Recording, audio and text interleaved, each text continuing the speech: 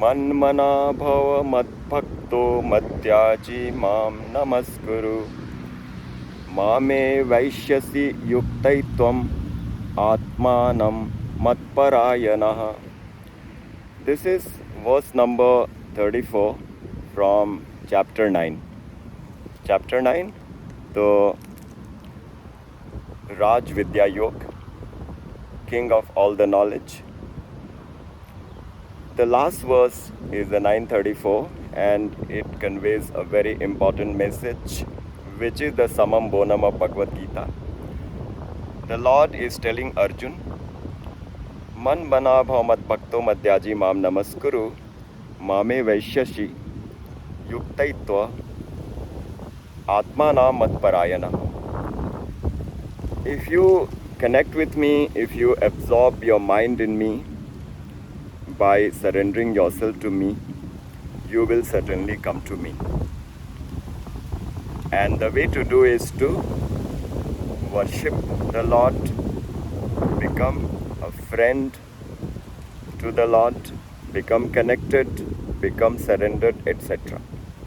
So the theme is loving devotion, and that is the quintessence of Bhakti Marg. So today we will learn about this iconic shloka from Bhagavad Gita and implement it in our journey of holistic wellness, which we are trying to implement through the methods of Formula 44. Formula 44 is a simple work-life regimen, work-life balance or holistic wellness regimen, in which we implement 4 techniques of food habits and 4 techniques of exercise. The 4 simple methods of food and beverages is: number 1, we consume 1 fistful of nuts and dry fruits every day. Number 2, we consume 2 helpings of fruits every day. Number 3, we drink, or rather we sip 3 glasses of warm water every morning when we get up, slowly over a period of at least half an hour. And number 4, in our food, which is breakfast, lunch and dinner, we must have a generous quantity of leaves and vegetables and salads and lentils and pulses and grains. These are the 4 food habits, and the 4 exercise habits are: 1 round of meditation, 2 rounds of walking, 3 rounds of breathing techniques, which is also called chi breathing or pranayam, and the last exercise habit is the Surya Namaskar sun salutation, in which there are 12 poses. So 4 rounds of Surya Namaskar, which means either we do 4 into 1 or 4 into 2 or 4 into 3, depending on our learning and experience. So these 8 habits on a daily basis are life transformational. That is the experience of many. Even 1 or 2 habits which our friends and colleagues who have implemented, they vouch that the benefits are great. So how do we go about implementing them unless we have developed the self-control, unless we have cultivated the habit? So meditation comes as a very important tool. So what is meditation? Meditation is about making the mind tranquil and quiet and placid. The mind is a thought-generating machine. It keeps generating thoughts. If we let the mind go berserk and keep generating thoughts which are not beneficial to us, we get into so many problems. But if the mind becomes a healthy place, like the garden, when it is tended and looked after, it is cleansed of the weeds and the insects, then it is blooming and it is so beautiful and bright. Similarly, if the mind can be controlled and if the negative thoughts can be eliminated from the mind becomes so beautiful and we all become so much better as an individual. So let us learn some meditational techniques. So there are two types of meditation. One is called the meditation in isolation, which is the karma sannyas meditation. When we take out half an hour or 1 hour of a day and we sit in isolation, we cut off from the rest of the world, and between us and the other entity is only our revered or worshipable personality or entity as we believe. For example, if somebody is a believer in the God with a form, we can bring that form into our mind and concentrate on that form because that form is the repository of all bliss, all peace, all knowledge. It is eternal, it is sentient. So mind gets absorbed in such positive entity, and because we consider that positive entity to be the reality, we derive immense benefits and our mind becomes a beautiful possession of ours.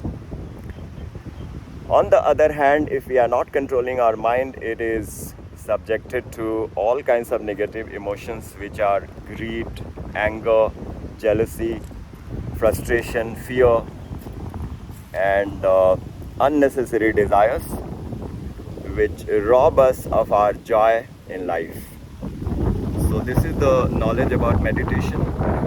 So let us say we have done half an hour of karma sannyas meditation in isolation. What about the 23.5 hours? So in the 23.5 hours, we also meditate, but that is karma yoga meditation. We are engaged in our work, but at the same time, we have not forgotten our connection with divine, our connection with God, the connection with our Creator. And if we keep that knowledge in mind, we are also meditating in a subtle way, and it is helping us to keep the negative emotions away. So two types of meditation, karma sannyas meditation and karma yoga meditation. And the two verses which we shall learn today are the one which I spoke in the beginning, 934. Now there is another verse in chapter 18, 1865, which has the same line as 934. The first line is the same. Man-manā mad-bhakto mad-yājī namaskuru. Māme evaiṣhyasi satyaṁ te pratijāne priyo me. Only the second line changes. Here in 18th chapter, Sri Krishna is telling Arjun that again the quintessence of Bhakti Marg is connect with the Lord, become worshipful. The Lord is the most exalted personality to surrender, and if you meditate on such a Lord, you achieve everything. That is the theme, and he is saying pratijāne, that is, I promise that you will come to me. So going to divine is like achieving everything, because divine is the most blessed, the most knowledgeable, the most powerful, actually infinite in every sense.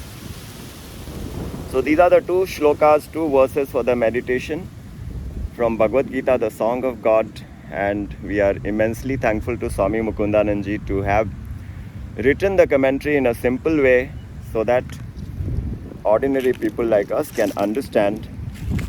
So just to repeat, 934 from the chapter Raj Vidya Yoga, man-manā mad-bhakto mad-yājī namaskuru, māme evaiṣhyasi yuktvaivam, ātmānaṁ mat-parāyaṇaḥ.